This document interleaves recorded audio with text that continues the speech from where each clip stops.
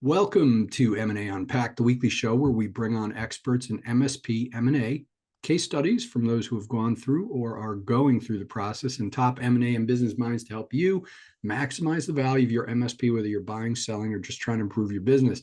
Make sure to subscribe to the Kaseya YouTube channel so that you know when new episodes drop, and you can even save the M&A Unpacked playlist for easy access. Today, very pleased to be joined by Alex Heslip, who is the Chief Executive Officer at Risc IT Solutions and Novem IT. Alex, thank you for being here. Thanks, Mike. Glad to be here. Yeah. So let's start with your background. How did you get into the MSP industry, and what led you to start acquiring IT businesses? Yeah, thank you, Mike. I'm originally from the telecoms industry, based in the UK, and I worked in the telecoms industry in some way, shape, or form for like 20 years. I've exited a couple of businesses in that space, and most recently, that was in January of 2021. I took a little bit of time out, and at the back end of 2021, I decided, was having a look around for what I was going to do next, and I was drawn to the IT services industry, in part because of the underlying growth that the market is experiencing. So I've always liked being involved in markets where you're swimming with the tide as opposed to against the tide. So growth is a good thing. The other thing that attracted me about the market was how fragmented the market is within the UK. I believe it's a little bit the same in US from talking to a few people I've met at conferences. And so why that appealed to me is that there's a lot of businesses that were set up circa 20 years ago with a lot of owners, typically in their 50s, and they're looking to retire. So I like the dynamics of a growing market and a fragmented market, which was ripe for consolidation. And you've acquired two businesses so far. So you acquired Risc IT Solutions first, and then Novem IT. And I know you have a third acquisition coming on the horizon. Can you kind of walk us through your approach to these acquisitions? Love to know what went right, what challenges did you face, and what did you learn along the way, especially since you weren't an MSP to start. Most folks who acquire in this space, I'd say the majority that I speak to are MSPs, then they acquire another MSP. So love to hear your thoughts. Yeah, well, it's a really good point. Going into a fresh sector green is tricky because you only know what you know. And I've always reckoned whatever you get involved in, it takes you 10 to 12 months to really get your head around a new industry. That's something I've done before. When I worked for a telecoms business, we diversified that business into utilities and some financial services as well. Those things were new to us, but we ultimately had quite a lot of success moving into those industries. So that didn't frighten me. But, I won't lie, the first 12 months after having acquired the first business was a massive learning curve for me. I immersed myself into the community, industry events and networking, and did my best to understand what these businesses were all about. And in terms of what have I learned along the way, a lot of small businesses have pretty poor information. So the quality of management information that's generated from these small businesses is generally quite poor. So having come from like a medium-sized business in the UK, so we were turning over just under £200 million. I appreciate most of your audience is in the States, so add 20% to that figure. So a decent turnover. We had a whole team of people in our management information, 7 or 8 people. So the quality of information that they were generating for management was pretty good quality, and we knew exactly what was going on in the business. In these small businesses, they're often not looking at the right things. So often these small businesses, they're very revenue focused and not margin focused enough. They're not spending enough time looking at things like the cost to serve and the true profitability of their customers. So every time I buy a business, we're having to go in and change the way people think about their business. That's one of the challenges. Interesting. And you mentioned that obviously you came into this industry from a business perspective rather than an MSP background. How has that influenced your approach to acquisitions and your growth strategy? Um, well, growth is one of the great challenges in the individual businesses, because I think at an industry level, there's good levels of growth. When you look at individual businesses, the vast majority of growth is coming from existing customers taking more things. And actually, new logo sales are the greatest challenge for any of these businesses that we look at. And actually, on a kind of customer level, almost all of these businesses are pretty flat. So that's one of the great challenges, I would say. Now, actually, my background is in sales. In my previous role, before coming into this industry, I was responsible for multiple sales teams, which, we had a headcount of over 400 people. So sales is something I understand very well. One of the challenges within the MSP space is that often there's not much in the way of budget to pay for new logo sales, especially as vendors start thinking about exiting. They're looking at where they can cut costs to optimize profitability, because everyone's got in their head that EBITDA is the golden number. We've got to hit the profit number, and the multiple that they're going to exit for is all based on that EBITDA. The kind of problem with just that mode of thinking is, if you're operating a business which is flat, not really growing very much and isn't really winning much in the way of new customers, then that detracts the value of that asset. And I'll give you a good example. The first business that I acquired was growing at maybe about 10% a year or something like that. So, at industry kind of levels. The second business I bought was growing by 25% a year. And as a result of that, we've paid a much inflated multiple for that business because it's growing.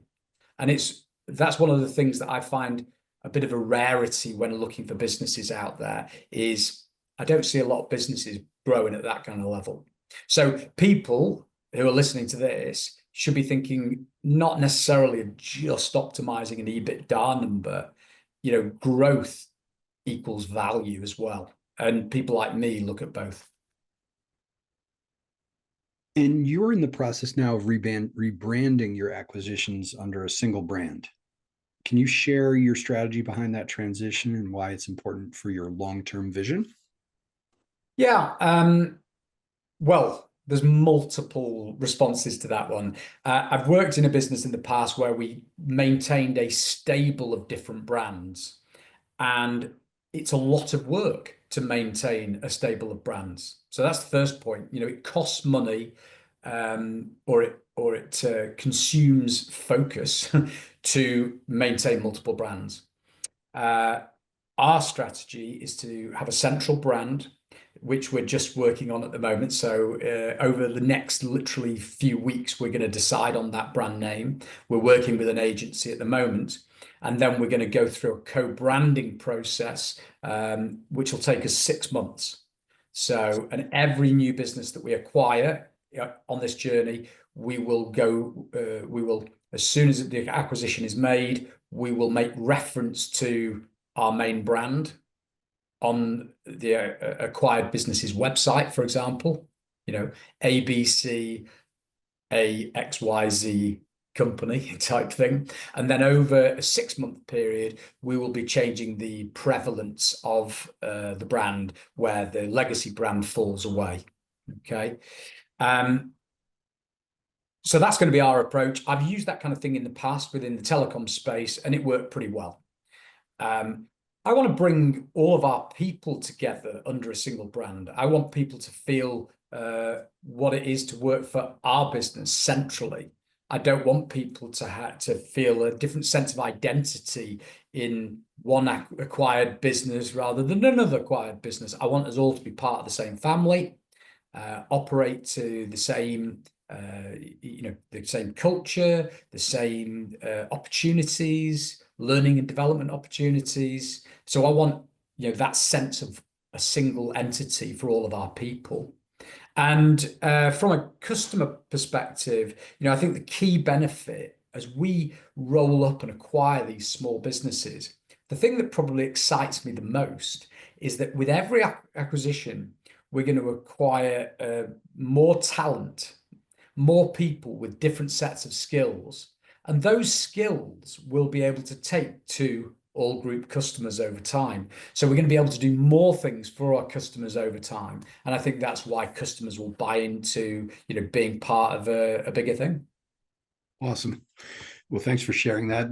So for MSP owners who may be looking to sell in the future, what are the key things they should be looking for? And I know this is a broad question.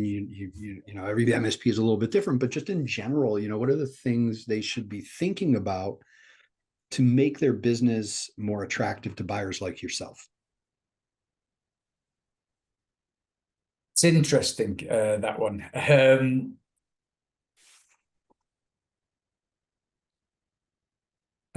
mean, there's so many elements to this. Each acquirer is going to have their own criteria that they're looking for. So, for example, myself, I am looking to acquire businesses which are of a certain size. So I am not interested in buying a really small MSP with, let's say, less than 10 people. Actually, one metric I look at in terms of criteria is the gross product or product GP, some people call it. So that's the combination of the IT support revenues and then the margin they make off the products that they sell or the software that they sell on top. That's a key number for me because that says there's a critical mass here. And that number for me is £1 million a year of recurring GP. That's the number I want to look at. And if it's smaller than that, I'm thinking to myself, nah, it's too much hassle for not enough gain. So I'm just speaking about what I look for as being one of the criteria. So the takeaway there is, scale. Scale is important.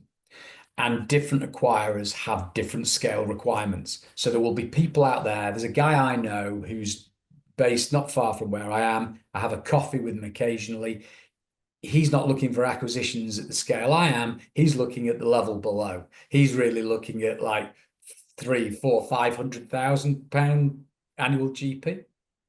So there's lots of people in the market looking to buy different sizes of business. And so if I, from an audience perspective, make sure that your business is a good fit with the people that you're talking to. Would be like the first thing. Second thing is, people often do short-term things to create an impression that their asset is more profitable than it probably should be.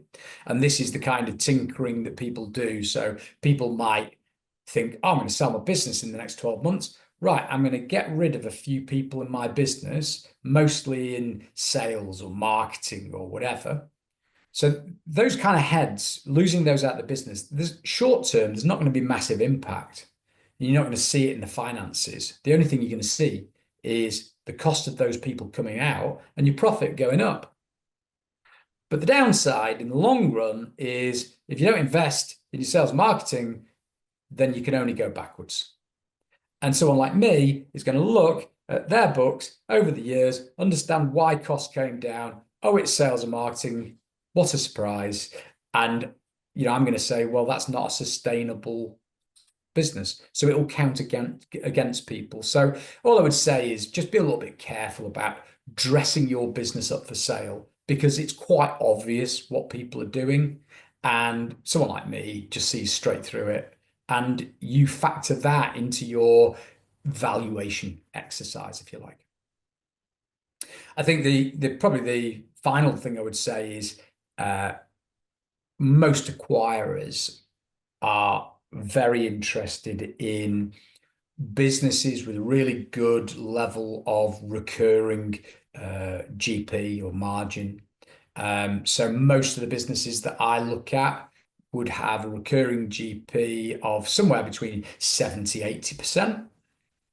So in other words, only about 20–30% of the contribution that comes into that business comes from things like hardware sales and professional services.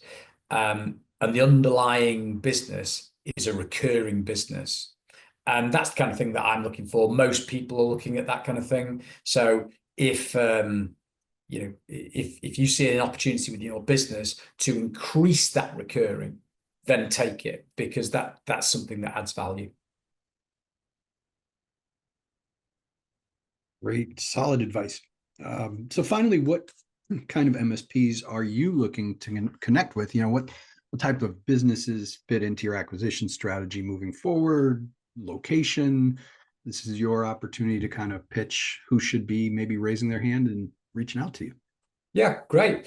Well, first things first, we're a UK only business, and in this current phase of our business, no interest in going outside of our shores. So anyone based in the UK, anyone who is generating product GP of £1 million plus. Let's be realistic. I'm not the kind of size of business who can acquire very large businesses. So typically the businesses that we will acquire will employ, let's say, between 10 and maybe 40 people. I can't really see us acquiring businesses much bigger than that. If you were going to look at EBITDA and profitability, then the typical spread that I'm looking at would be somewhere between £250,000 a year and £750,000 a year. I think that's really where we're looking to operate, because certainly within the UK market, once you go above that level, you're starting to look at really well-developed platform businesses, which are often private equity owned, and they will pay more money than I can afford to pay, is the reality. So, that's, gives a bit of clarity in terms of who should certainly reach out and get in touch if they're interested in having a conversation. Great. And how do they get in touch with you? Yeah, I mean, you can get in touch with me. Probably the best way is through my email address, which is alex.heslip, HESLIP, at Risc, RISC, solutions.com. And I'm quite sure that email address will work well beyond when we rebrand. So yeah, get in touch, and it would be great to have a conversation. We've got a very well-developed engagement strategy with new prospects. We're always doing outreach via email to MSP owners, asking them if they're interested in having a conversation with us. I work with a retained corporate finance advisor, a guy called Max Ward from Independence Capital. He'll usually do a first call with an owner and literally just go about and do a fact find, understand who owns a business, what is it that the people are looking to achieve. And included in that, which I think is an interesting dynamic, is there's 3 businesses that I've either bought or I'm buying, and none of those businesses are owned by one person. They're all owned by multiple people. And in all of those deals, we've treated the different vendors differently, because in some of the businesses, people wanted to retire immediately. In others, people were happy to do a handover for 12 months or 24 months. And in one of the businesses, because it was so high growth and we wanted to retain the guys who were growing that business, we've ended up doing like an earn-out deal over 3 years. So we're very interested in having a conversation to understand, okay, what do the people want to achieve from an exit? Because obviously money is one thing, but legacy is another. And then not everybody wants to finish work tomorrow. So, and we're very open to a discussion about how they stay with us and become part of our story. Great info. And thank you. I can't thank you enough, Alex, for taking the time out of your busy day to share with the MSP community. And for everyone watching, thank you. And tune in again on the Kaseya YouTube channel for another episode of M&A Unpacked. And if you're not yet a member of the M&A Concierge platform for MSPs, make sure to apply today. It's an amazing platform and is 100% free for both buyers and sellers. See you next time, everyone. Cheers, Mike.